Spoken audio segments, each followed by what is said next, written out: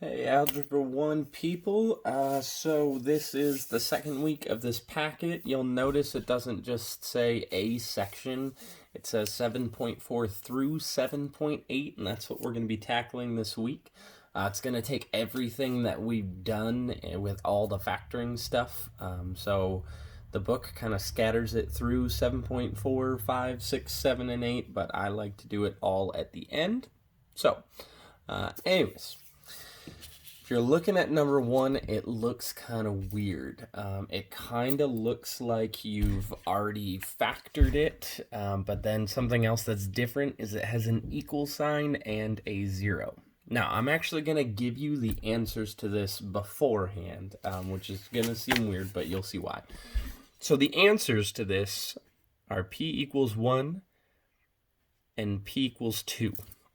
You can write that in a couple of different ways. Notice I just wrote p equals 1 comma 2. Sometimes people write p equals 1 and 2. Sometimes people will write it separately, p equals 1, and then separately write p equals 2. But anyways, let me show you why the answers 1 and 2 would fit here. I'm going to take 1 and I'm going to plug it in here. So p minus 1, p minus 2 equals 0. I'm going to take 1, p equals 1, and I'm going to plug it in. Okay, now let's see what happens. Let's look at this first. 1 minus 2. 1 minus 2 is negative 1. And 1 minus 1 is 0. 0 times anything gives me 0. So 0 times 0 equals 0. Check. Hey, that works. That's awesome. Now that was one of my answers. Okay, now if I were to take p equals 2 and I were to try the same thing. So let's see, I'm going to take 2 and I'm going to plug it in for both p's here. So p minus 1 times p minus 2 equals 0. But this time I'm going to try 2. Okay? This time I'm going to start here.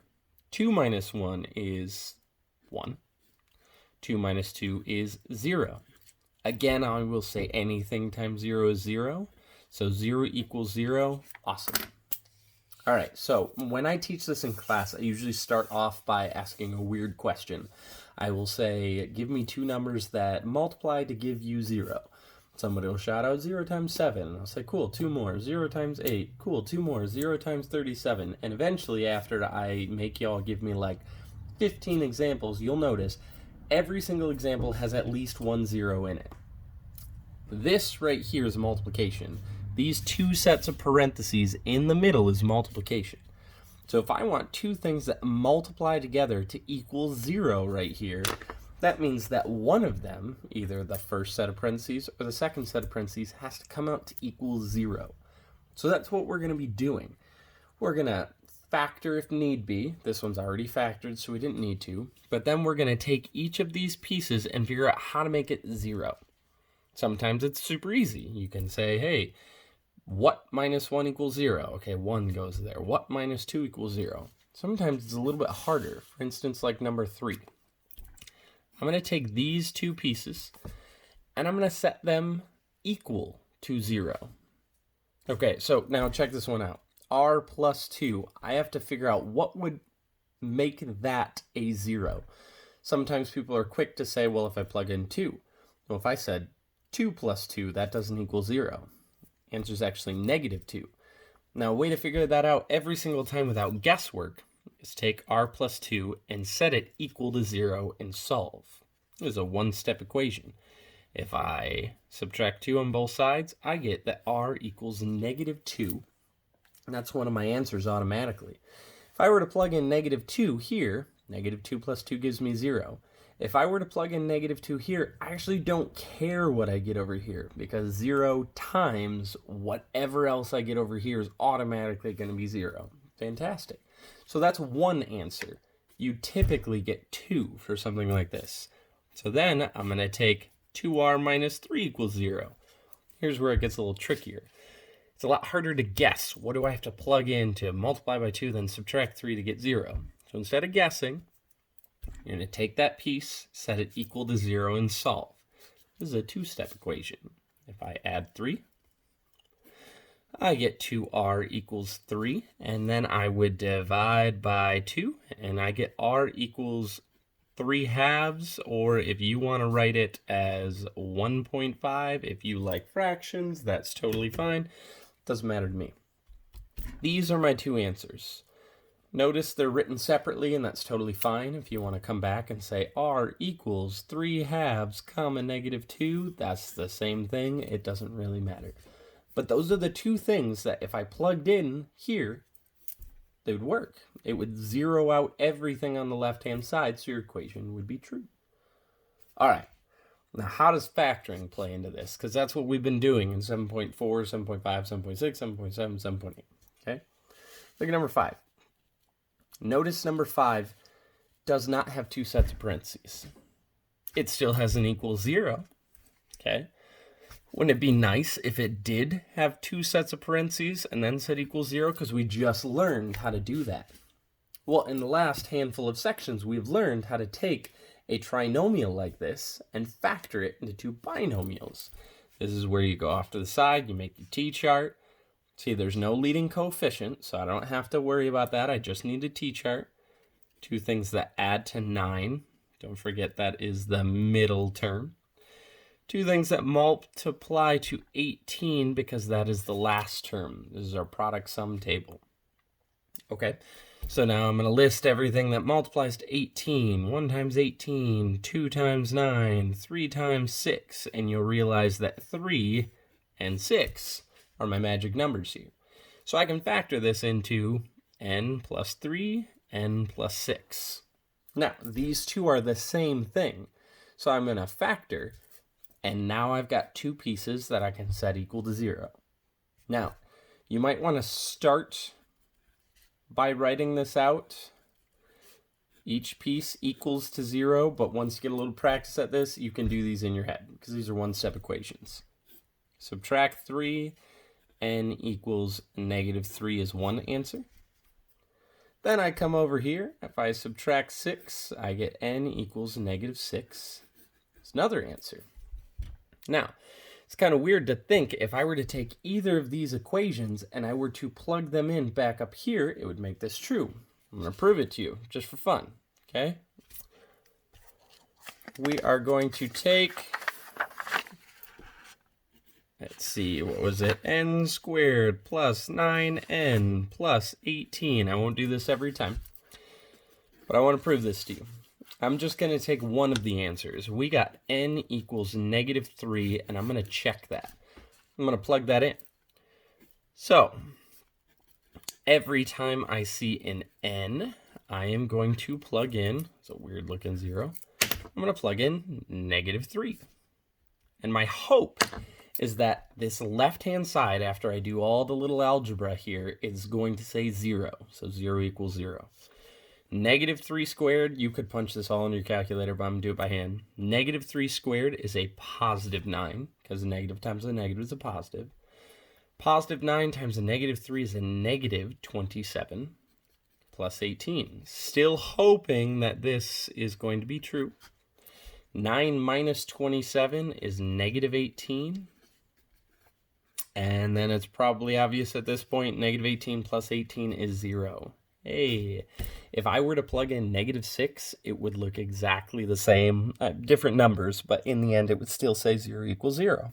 Awesome. All right, so that's our goal here. We're going to factor it into its pieces, and then we're going to take each piece that has a variable, and we're going to set it equal to 0. See how that looks with number 7, okay? So number 7, I'm looking at a trinomial. My first goal, since it says equals 0, is I'm going to factor it. No leading coefficient, so I should be good here.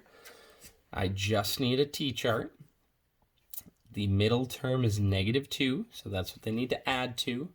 The last term is -3, so that's what they need to multiply to. Okay? Now, 1 times 3, that's the only way you can get a +3. But then, if I want it to be negative, I'm either looking at a -1 times a +3 or a +1 times the -3. You'll notice that only one of those things actually adds to a -2. So when I factor this, n plus 1, n minus 3. 1 and -3 coming from the table. Now I'm going to take each piece, n plus 1, and minus 3. Sorry, I started right plus. And minus 3, and I'm going to set them equal to 0, and I'm going to solve. Okay? Here, subtract 1, and I get n equals negative 1 as one answer.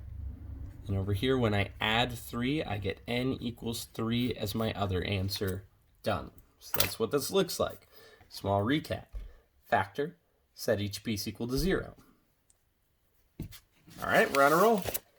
Flip to the second page. If you're doing this online. Look at number 9. Same stuff. Okay, I'm trying to factor this. It says equals 0, so should be good. Okay. Now I'm going to say no leading coefficient, so I can just use a t-chart. I need to multiply to negative 6, because that's the last term here. I need to add to 1, because there's an invisible 1 for the middle term. Okay. You are looking at 3 times negative 2. Those are my two magic numbers. 3 multiplied by negative 2 gives me negative 6. 3 plus negative 2 gives me 1. So positive 3, negative 2 were my two magic numbers. Then you just put in your variables. Now here's where I'm talking about I don't actually have to write out setting each of those equal to 0. If it's just a one-step equation and it's simple enough for you, you can just say this is going to become a negative 3 for my answer. This is going to become a positive 2 for my answer. That's totally fine. But if you need to write out x plus 3 equals 0, subtract 3 from both sides to get that negative 3, if you need to write that out every single time, there's nothing wrong with that. Same thing on this side. X minus 2 equals 0. Add 2 and I get x equals 2. Done. Okay, but if you can mentally go from here to here, I'm cool with it. All right, now let's make it look a little bit more fun. Number 11. So this gives us practice with a leading coefficient. So you got to remember what to do here. Now again, we still use a t-chart. Okay, just like before. Negative 25 is my middle term, right? That's what we add to, but we are going to multiply to 100. Multiply to 100. Okay. Feel free to take a couple of seconds and figure out what we're looking at here. Okay, remember you can pause this at any point, all right? The two numbers you should have found here are negative 20 times a negative 5. Don't forget there's a couple of hints here. I need two numbers that multiply to a positive and simultaneously two numbers that add to a negative. So you know you're looking at two negative numbers because a negative times a negative is a positive. Negative plus a negative is a negative. Anyways, these are my two magic numbers, but since I had a leading coefficient, I actually had to use those two magic numbers. That should be a negative. And then turn it into a factoring by grouping problem, right? So I actually took negative 25p and I split it into negative 20p, negative 5p. And then I think of it as factoring by grouping, okay? So like this first thing, 4p squared minus 20p, I can pull out a 4p, and I'm left with p minus 5, right? And then here I've got negative 5p plus 25. I actually need to pull out a negative 5. I pull out the negative so that I'm still left with a p minus 5 on the inside. Don't forget you still have equals 0 here. So then I've got 4p minus 5 and p minus 5. Remember the 4p minus 5 comes from there. And then the p minus 5 is what's on the inside of the parentheses. It does not matter what order you write those in. And it still says equals 0. Now we did all that work just to get here so that we can solve. The solving portion should be the last part and should take the least amount of time. The right-hand side here, p minus 5, really quick, I can tell that that's going to turn into a one-step equation, give me an answer of p equals 5. If I were to plug 5 in for both of these p's, I don't know what I get on the left-hand side, but I don't care. On the right-hand side, 5 minus 5 gives me 0. So then when these multiply together, I get 0. Now this one's a little trickier. So this one is where I would recommend going off to the side. 4p minus 5 equals 0, and then solve it like a two-step equation. Add 5. 4p equals 5, and divide by 4 to get... I like to leave it as 5/4, but you can write it as a decimal if you want. So p equals 5/4 and p equals 5. Those are my two answers. All right, we got two more. All right, let's look at number 13. Now this one's slightly tricky because it's got a GCF. Like the whole thing's got a GCF. And if you're not constantly looking for that, none of them up until this point have had GCF, but if you're not constantly looking for that, you could start this problem and you're going to get very frustrated. And at the very least, GCF is going to make my numbers a little smaller. Okay? So in this case, I can actually pull out a 3 from everything. Then I am left with 2x squared minus 7x plus 3 all equals 0. Okay, now here's the interesting part. This 3 that I just pulled out at the beginning is actually not going to matter. It's not going to matter at all. We'll talk more about that in a second. I still have this leading coefficient, so I'm going to need a t-chart, and then I'm going to need to do the factoring by grouping thing again. Okay? But I'm ignoring the 3, and I'm saying my middle term is a -7, so that's what they have to add to. And then my last and my first term, I multiply those together to get 6. Okay, so 6 coming from 2 times 3. First term times the last term. So -6 times the -1. Those are my two magic numbers. Fantastic. Okay, so 2x squared minus 6x minus 1x plus 3 equals 0. Now technically, I still have this 3 here. I'm going to leave it here. Okay. And then I'm going to keep going. Just for simplicity's sake, let's just ignore the 3 for a second because I don't want it to confuse anybody, but just remember you had that GCF there. Okay? We'll come back to it. So now when I factor by grouping, if I look at these two, 2x squared minus 6x, I can pull out a 2x, and I'm left with x minus 3. So on this side, I want to be left with x minus 3, so it looks like I have to pull out a -1. Okay. So then, it doesn't matter what order you write these in, but 2x minus 1 comes from that. And then x minus 3 is my second set of parentheses. Okay, and then here is where I would take this GCF that I had at the beginning and I'd pluck it here. But now, very important to note, you might want to write this down. You're only going to take pieces that have a variable and set them equal to 0. Okay, so like I'm going to take x minus 3, set it equal to 0, and I'm going to get x equals 3. Okay, I'm going to take 2x minus 1, and I'm going to set it equal to 0. I'm going to come off to the side and say 2x minus 1 equals 0. Solve that like a two-step equation. Add 1. Get 2x equals 1. Divide by 2 to get x equals 1/2. Awesome. You should be able to do those in your sleep as well. But what I'm not going to do is I'm not going to take this and set it equal to 0 because it doesn't have a variable. And it should make sense if you try it. If I set that equal to 0, it would say 3 equals 0. Wrong, no, bad, wrong. Okay? And then at that point, sometimes people will say, oh, no solution, because we've done stuff like that before. That's a false statement. But no, you're only going to take things that have a variable and set them equal to 0. So now these two answers, if I were to come all the way back here at the top, 6x squared minus 21x plus 9 equals 0. If I were to take either of those and plug them in, it would make the statement true. And you can double check that if you want. All right, let's do one more. Come all the way down here. Let's get that out of the way so it's not confusing you. Number 15. Okay, let's play a little game here. Spot the difference. Take however long you need, you can pause this video, and I want you to look at this and figure out what's different in this problem from any of the others that we've done thus far, 1 through 13 odds. And if you said it doesn't say equals 0, ding, ding, ding, you're right, okay? If it doesn't equal 0, poop, what do we do? Okay?